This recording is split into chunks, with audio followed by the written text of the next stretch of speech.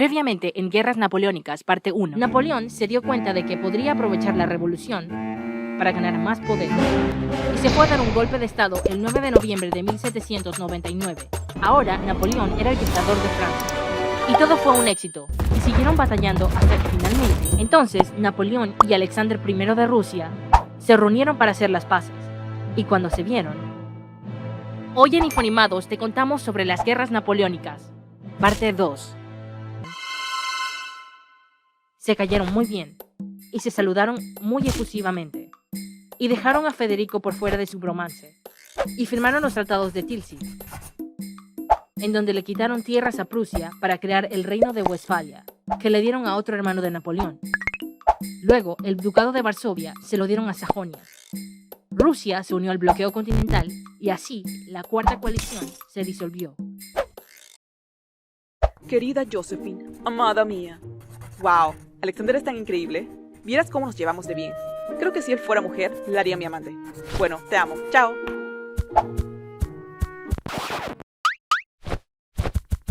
De repente, a Gran Bretaña le entró un miedo, porque temían que Napoleón tomara una flota de barcos que tenía en Dinamarca.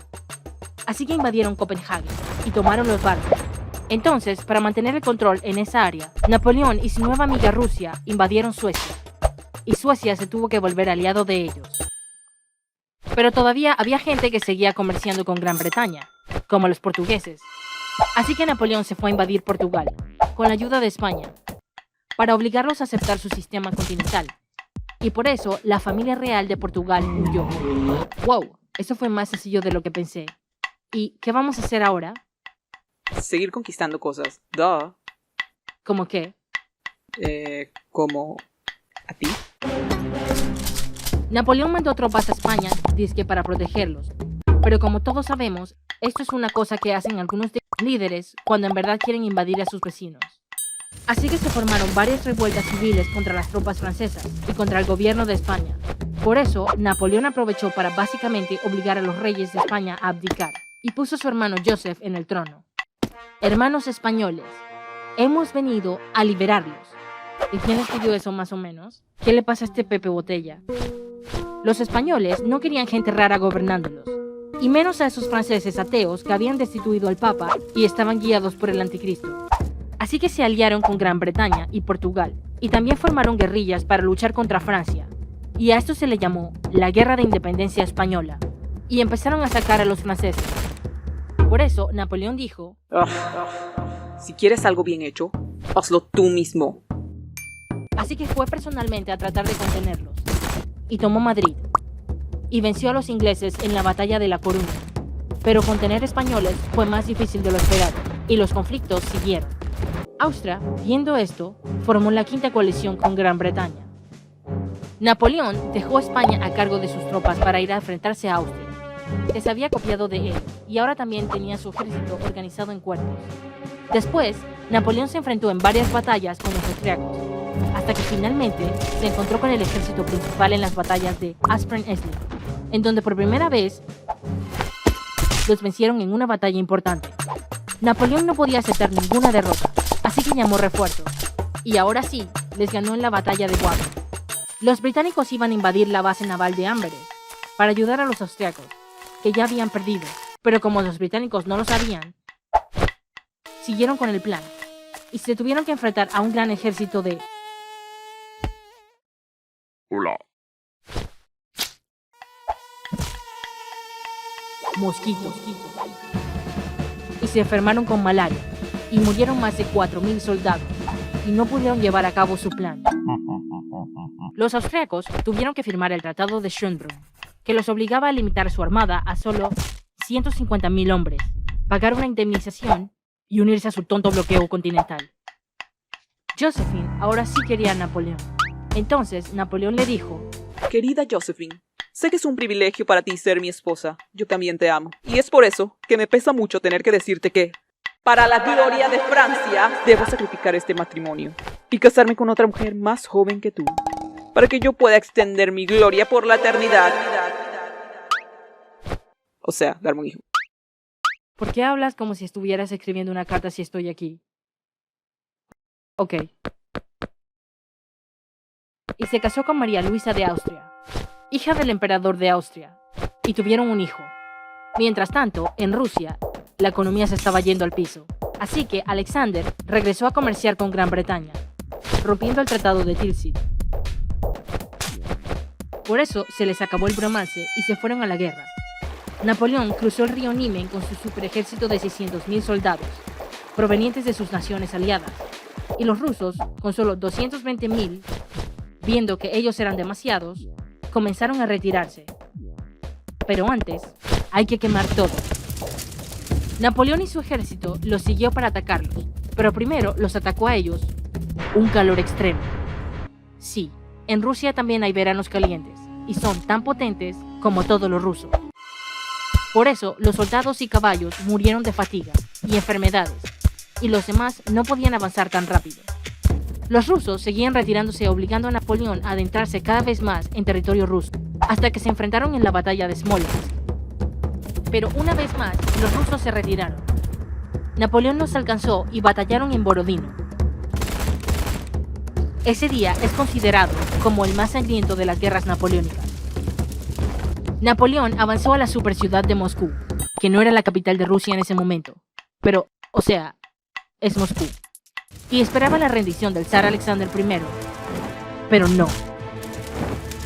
Napoleón encontró la ciudad vacía y en llamas, y por eso le envió una carta a Alexander para hacer las paces, pero Alex nunca llegó. ¿Pero sabes quién sí llegó? El ultra mejor amigo de Rusia de todos los tiempos. El invierno. Así que después de esperar más de un mes, Napoleón se tuvo que retirar. Pero tranquilo, no serás el primero ni el último en intentar esta hazaña y fallar épicamente. Test rápido de personalidad. ¿Cuál es la mejor manera de apoyar a Infonimados? Dándonos un abrazo, suscribiéndote, dándonos otro abrazo, Patreon también, mandando buenos compartiendo deseos, el video, todas las anteriores. Obvio. Los rusos, que ahora estaban reforzados, empezaron a atacar mientras la gran armada intentaba retirarse. Ahora el frío, el hambre y los rusos recargados estaban mandando prematuramente a miles de soldados de Napoleón a los brazos de sus deidades de preferencia.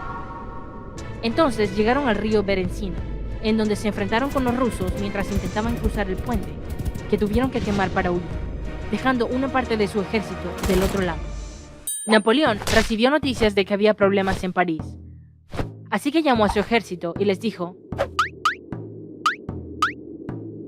Bueno, chao. Y todos se enteraron de la gran derrota de Napoleón, así que formaron la Sexta Coalición, compuesta por Reino Unido, España, Portugal, Rusia, Prusia y Suecia. Porque la sexta es la vencida, ¿cierto? Mientras los aliados preparaban su sexto intento de victoria contra Napoleón, él estaba en París rehaciendo su ejército, enlistando adolescentes. Los aliados avanzaron y se enfrentaron en varias batallas con Napoleón, pero Austria, que era neutra, propuso un alto al fuego y todos se quedaron quietos durante 2 meses. Y Austria intentó negociar con Napoleón. Vamos a firmar la paz. Si nos das estos territorios, disuelves la Confederación del Rin y repartimos Polonia. Gracias por tu sórdida oferta, pero eso no contribuye en nada para mi gloria. Digo, la gloria de Francia. Así que Austria también les declaró la guerra y se unió a la coalición, y juntos crearon el Plan Trachtenberg, que consistía en no luchar con Napoleón directamente, sino con sus comandantes. Y todos hicieron eso, menos la Armada de Bohemia. La Armada de Bohemia sí se enfrentó a Napoleón y fue derrotada. Pero los demás sí siguieron el plan. Cuando Napoleón avanzaba, ellos se retiraban, y cuando Napoleón se retiraba, ellos atacaban. En España, los ingleses ganaron la batalla de Vitoria y lograron que José huyera, catastróficamente. Entonces los ingleses, portugueses, españoles lo iban persiguiendo, y como prácticamente había llegado a Francia, comenzaron a invadir. En el norte, soldados de casi toda Europa se enfrentaron con Napoleón en la batalla de Leipzig, también conocida como la Batalla de las Naciones, en donde rodearon a Napoleón, que después de 4 días de batalla, se tuvo que retirar. Ahora, las alianzas de Napoleón se estaban rompiendo. La Confederación del Rin se disolvió, y varios de sus aliados ahora estaban contra él. ¿Ahora sí quieres firmar la paz? La grandeza no es nada, a menos que sea duradera. O sea, no. Así que los aliados cruzaron el Rin, acorralando cada vez más a Napoleón. Esta es tu última oportunidad. Te dejamos en paz en tu Francia si regresas las fronteras a como eran antes. No. Y siguieron batallando, cada vez más cerca de París.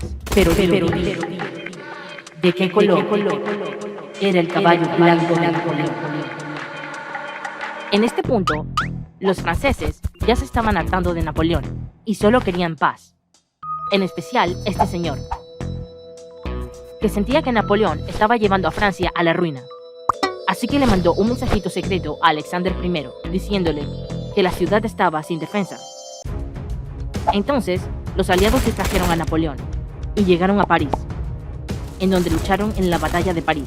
El 31 de marzo de 1814, cuando Napoleón estaba a tan solo 15 millas de París, los franceses se rindieron. En París, todos aclamaron a los monarcas aliados como los salvadores de Francia, pero Napoleón no podía caer de esa manera, así que se tomó un veneno. Y no se murió. Y tuvo que abdicar. Pero lo dejaron seguir siendo emperador de la isla de Elba, a donde lo exiliaron.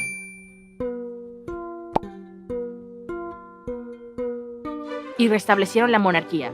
Así que ahora Luis XVIII, el hermano de Luis XVI, era el rey. Y todo volvió a ser como era antes de la revolución. Y todos fueron felices. Su Majestad, este es el informe económico de Francia. ¿Y qué dice? Hemos perdido mucho dinero en la guerra. ¿Qué quiere que hagamos? Hagamos otra fiesta. Los aliados se reunieron en la conferencia de Viena para ver qué hacer con Europa. No puedo creer que al fin nos liberamos de ese Napoleón. ¿Qué es eso? ¡Arréstenlo! Napoleón se había escapado. Y qué bueno, porque casualmente todos estaban acordando de por qué habían derrocado a la monarquía e iniciado la Revolución Francesa. Y se proclamó emperador de nuevo. Así que se formó la séptima coalición, con todo el mundo, y declararon a Napoleón enemigo del orden público. El plan de Napoleón era ganar alguna batalla importante y así demostrar que aún tenía su magia, y negociar para poder quedarse aunque sea con Francia, en donde después de algunas batallas se enfrentó en la batalla de Waterloo. Y perdió. Y trató de huir hacia Estados Unidos, pero los británicos lo rodearon y ya no lo dejaron ser emperador de ningún lado, y lo mandaron todavía más lejos, a la isla de Santa Elena. Mejor me voy a escribir mis memoirs. Napoleón se enfermó mucho y entonces un día dijo: Francia, Armada, jefe de la Armada, Josephine. Y se murió, y ya no hubo más guerras napoleónicas. Uf, qué bueno que ya se acabó esta guerra. Al fin podemos regresar a Rusia y estar en paz. Hasta que al zar se le ocurra mandarnos a quién sabe cuál otra guerra. ¿No crees que sería genial si también nos deshiciéramos de nuestra monarquía? Así como los franceses. Ah, sí, derechos para todos y esas cosas. Tipo, una revolución rusa. Sí. Ay, no digas tonterías.